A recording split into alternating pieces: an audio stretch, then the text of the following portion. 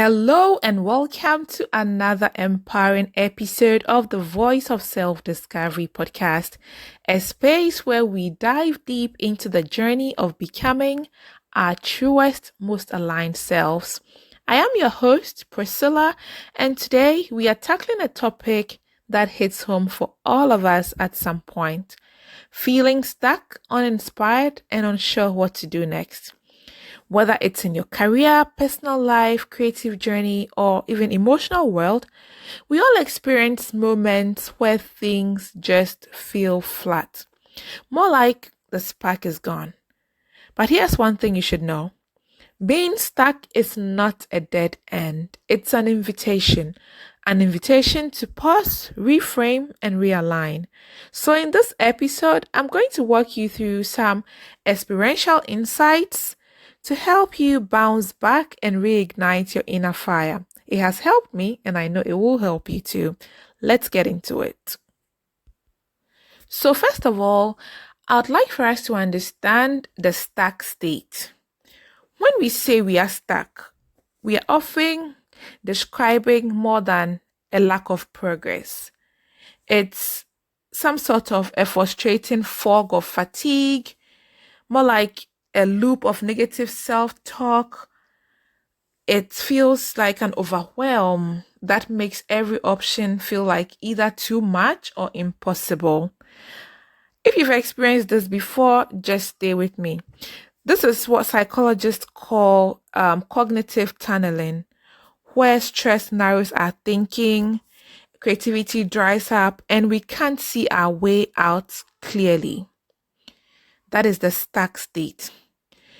But here's the first mindset shift I would like you to have. Being stuck isn't something to describe as a personal failure. Like I said before, it's a sign, a nudge that something in your thoughts, your habits, or your environments needs to shift, that you need to realign.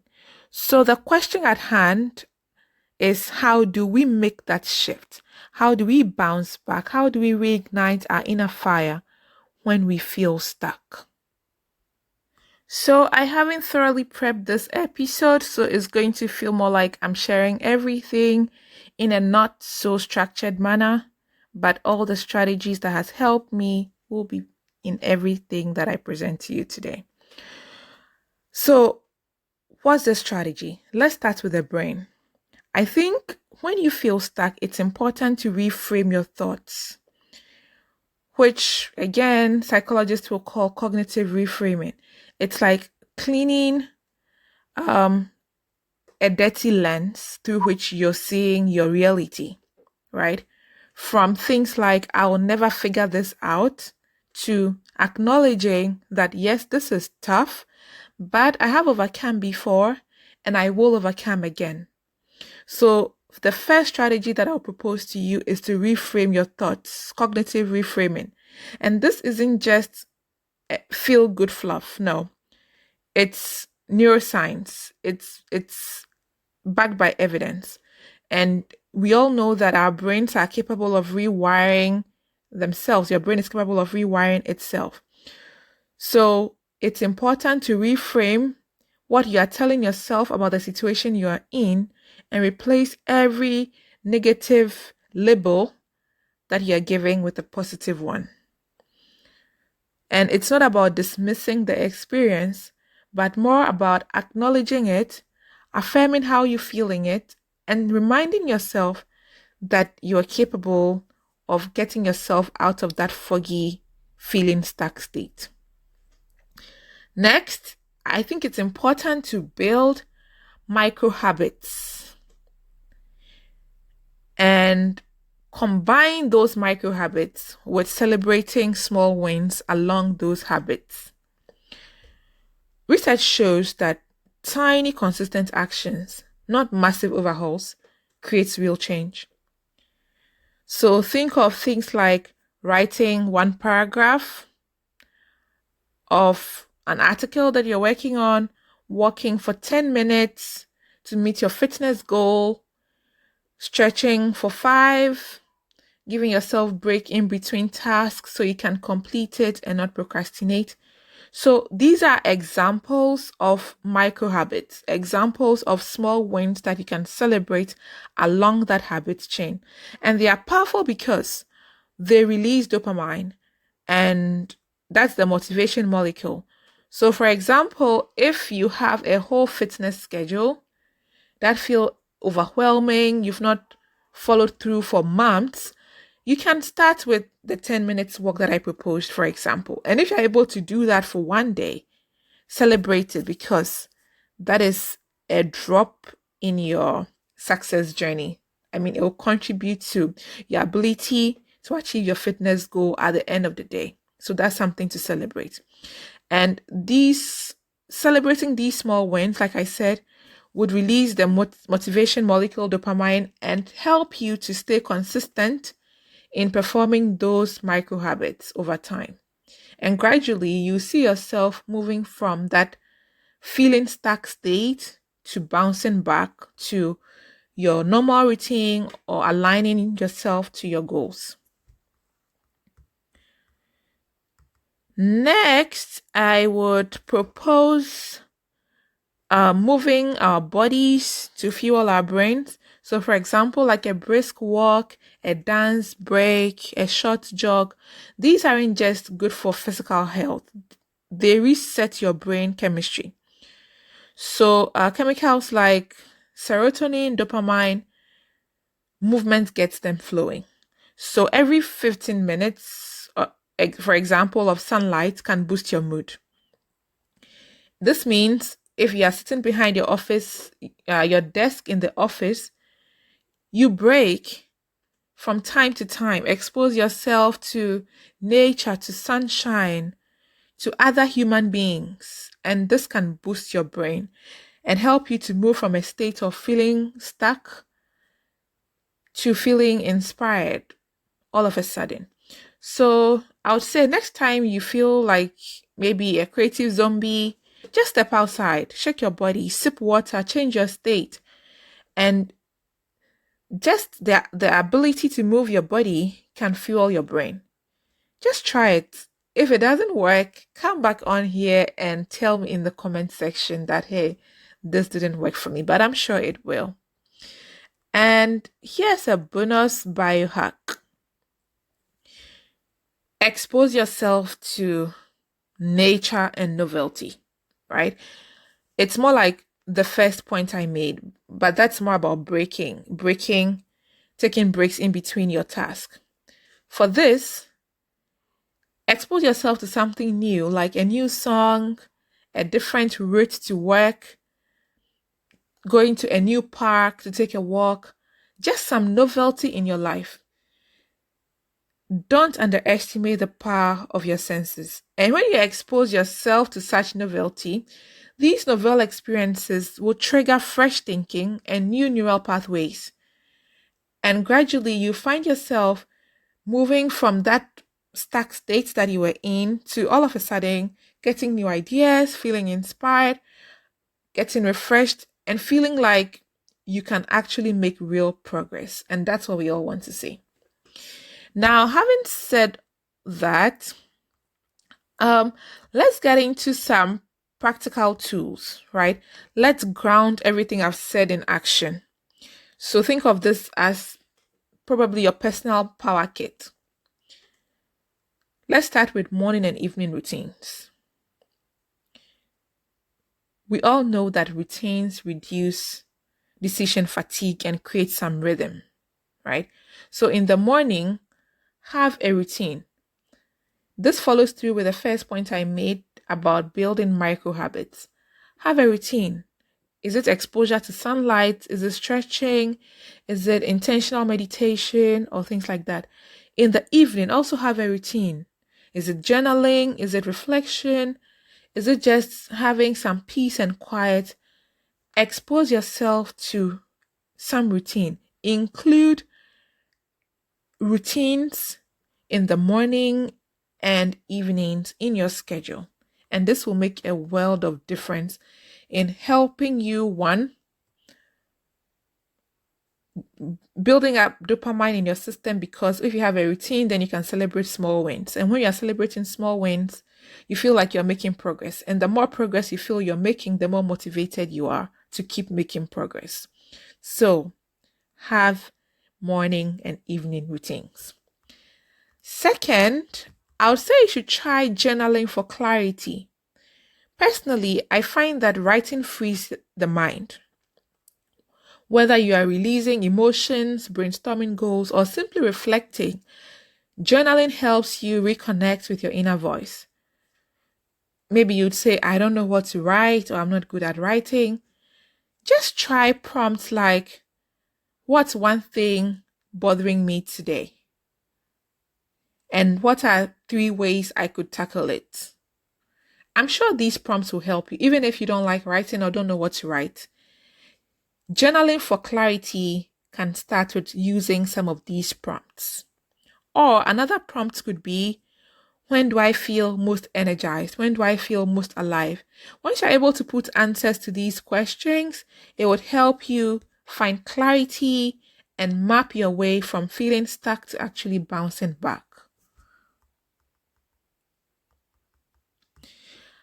Another practical thing you can do to help you move from the stuck state to reigniting your inner fire is simply break things down. Break things down. You have a massive goal, slice it into micro tasks, break it down. It could be one sentence, one email, one sketch, one stroke of paint. If you're an artist on your canvas, that's all you need to begin. And every time you complete one, like I said, celebrate. It's not just about following through what I'm saying. It's scientific. The more dopamine you're able to release, the more motivated you stay. So celebrate every small win. Break it down. Literally. Break it down. And once you break task into micro steps, your brain logs the win. Every time you're able to cross that task or that step, your brain logs the win. And you stay motivated. Another practical tip I'll give you is to clean your environment, declutter your space.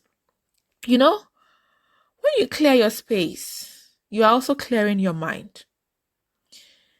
And you could add another layer to it, add an inspiring quote to your wall, light a candle, remove the clutter, surround yourself with visual cues that help you to stay motivated rather than just having things messy all around you. Because when your environment is messy, most likely your brain will also be messy. So it's important to clean your environment, to declutter the physical space, to be able to declutter the mind. And once that decluttering is done, put some inspiring quotes or visual cues that help you to stay motivated within the decluttered space. And you've got this. One thing that I think we mostly undermine is the power of people, right? Personally, I find that telling a trusted person or friend your intention of what you want to achieve, what you're working on, a milestone you want to reach, really helps. I'll call that something like an accountability buddy, or just share what you are struggling with somebody. You don't have to go through the struggle alone because a lot of us are struggling too. So share it with somebody. Share it with somebody. In fact, science shows positive social support boosts resilience and motivation. So share it with somebody, whether the person is helping you to stay accountable or just giving you ideas about how to overcome a struggle or just giving you a listening ear. It does a lot. It lifts some burden off your shoulder. And if it's an accountability buddy, the person would one way or the other remind you that this is what you said you wanted to achieve. There's a milestone you wanted to clock, and it will help you stay on track. Now, let's try to get some wisdom from those who have actually researched this and written books about it. I'd like you to understand that you're not alone in feeling stuck at any point in your life. I can't even keep record of the number of times I feel stuck. Sometimes within 24 hours, how many times I feel stuck. So you are not alone. But the most successful people in the world, it's important to know they have also faced moments of stagnation and self-doubt. It's not just those of us who are on the path to being successful. The most successful people, have also faced moments of stagnation and self-doubt. So let's hear from a few of them. Michael Jordan said, "I failed over and over and over again in my life, and that is why I succeed." J.K. Rowling also described hitting rock bottom as the solid foundation on which he built his life. We also have Carol Dweck, who talks about the growth mindset and the idea that we are not born with fixed abilities. We can learn, we can grow, we can evolve. So if today you're feeling stuck, it's not a dead end. You can definitely bounce back. And Oprah Winfrey, she reminds us to turn our wounds into wisdom. And I will describe feeling stuck as a wound. It needs to heal and you need to get back on your feet and get on track. One of my favorites, it's from Picasso. He says inspiration exists, but it has to find you working. So don't wait, start small, and you would find your spark again. I would like to wrap up here and wish you all the energy in the world that you need to get yourself going, right? But before I drop my microphone, here's how you can start today. I'd like you to name where you are stuck. Is it in your career? Is it in your creative journey? Is it in your love life? Pick one area where you are stuck. Identify where you are stuck. Then choose two of the strategies I've mentioned that resonate with you. Maybe it's journaling. Maybe it's movement.